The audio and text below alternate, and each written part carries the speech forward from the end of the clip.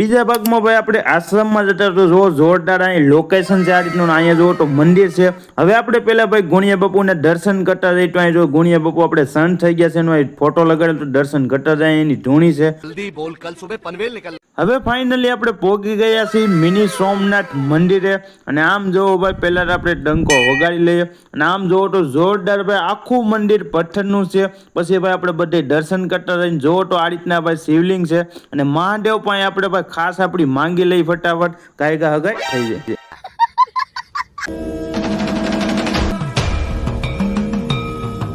પછી તો આવી ગયો મોટામાં મોટો ડંકા સાઈડ ને આમ જો ભાઈ આ ડંકામાં હું આખો અંદર આવી જાઉં ને આ ડંકો વાગે એટલે ભાઈ કાનમાં કઈ સંભળાય નહીં।